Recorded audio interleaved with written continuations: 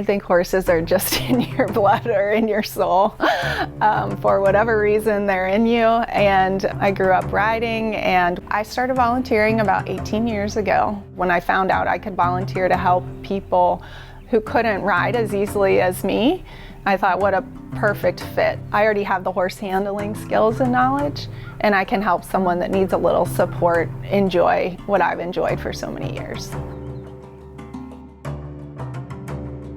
CATR is an absolutely spectacular property. We're so lucky to have 43 acres on Johns Island.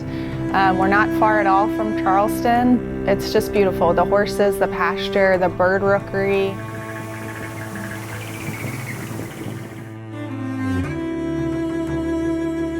Once you're here, it's hard to leave. I mean, you'd want to just bring your lunch and a book and just stay here and not go back in your car. If you come once, I think it would tell you everything that you would need to know just how special it is.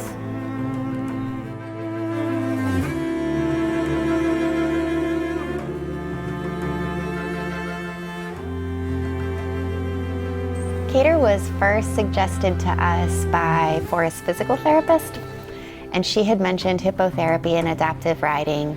I definitely remember the first lesson. As somebody that's always wanting to push Forrest into like full-on courage and new braver things, I was like, why are these people so careful? And then when they sat him up on that like 5-6 foot horse in the air, I was like, okay, now I'm understanding why they're being so protective.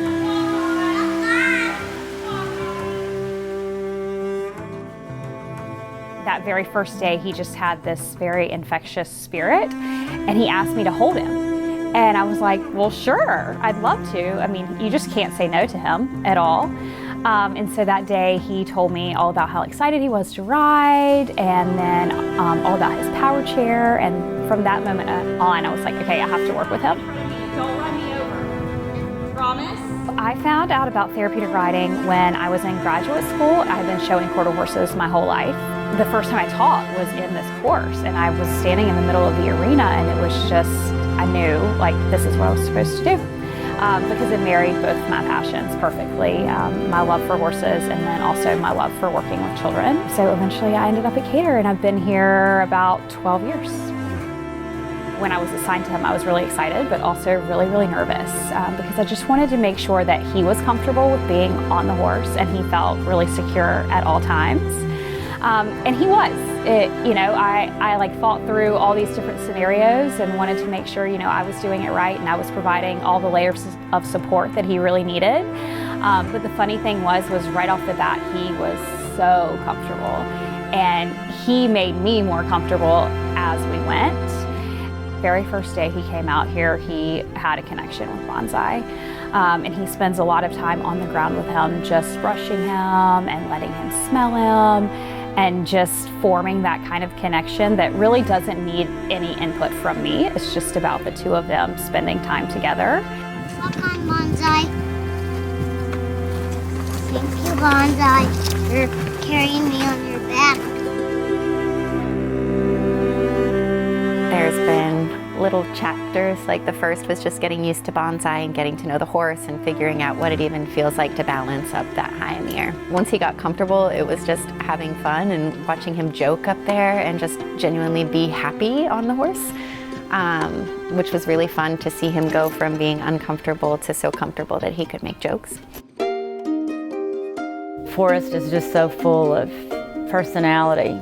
I mean, he brings everything to that lesson. He really wants to do well for Bonsai. He wants to do all the things. He wants to sit up tall for Bonsai. He wants to steer Bonsai. He wants to talk to Bonsai. It is so motivating to be able to interact with an animal that's 10 times your size.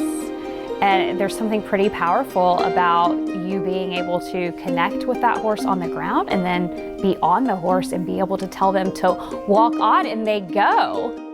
Doing something that's so special, most of his peers don't even have the opportunity at this point to do it.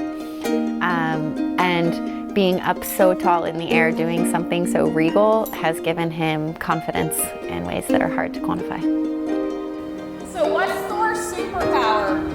I think my favorite thing about the lesson is He picks a superhero every week, and it's always a different superhero. I never know what he's gonna say, and sometimes I don't even know the superhero. But I started doing that just because it was inspiring him to sit up tall and straight, and that was a really good visual for him to think about. That's a lot of lightning and thunder, right?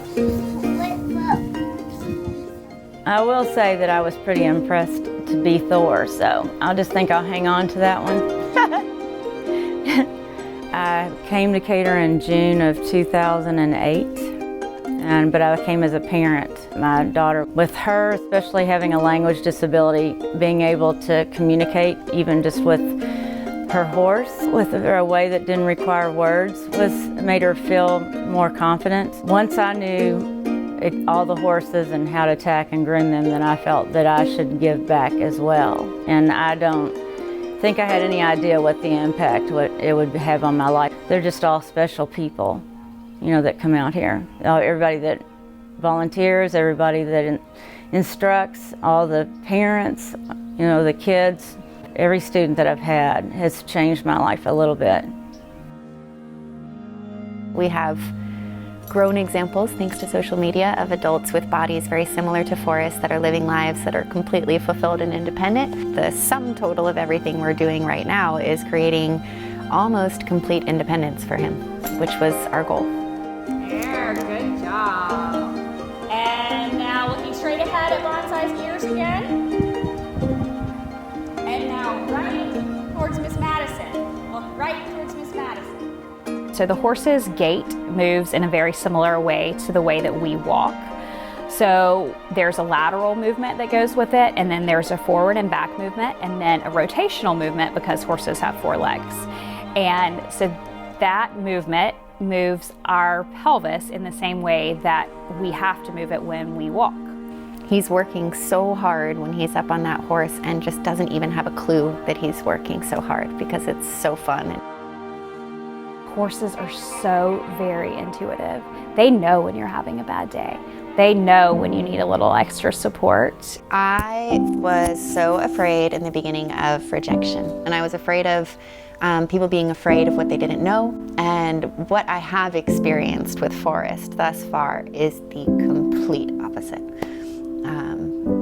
I've just seen the very best in people, and I feel like he has a way of humbling all of us and reminding us what's possible. In his own way, kind of ripping our hearts open and reminding us of what matters. I think it's this community that's kind of united by helping these children and adults with disabilities to succeed and to be as independent in their lives as possible. And I think something really neat happens when you're all working together towards something like that that's kind of bigger than yourself. Just in Forrest in my life, to be around adults that do not look at the world or seem to look at the world in terms of how things should be or what is normal. We were treated with so much inclusivity and respect. I don't really have the words for it, but the way they see and relate to Forrest and the way they treat Forrest and I is just with the highest respect and kindness possible. To know that there are people that can relate in that way from the heart. When I started working with Forrest, I was going through a really challenging time in my own life, personally. And, what he's taught me is that everybody goes through stuff. Everybody's presented with challenges in their life. And what matters the most, whether your challenges are big or small, is how you deal with those challenges. And we all have a choice. We can wake up every day and make the most of that day, or we can get down about the things we can't control. And Forrest picks the former every single day.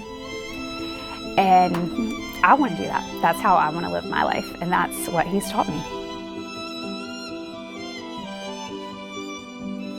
Every time I'm like, okay, pick a superhero, and all I can think about is that he's the real superhero, Forrest is.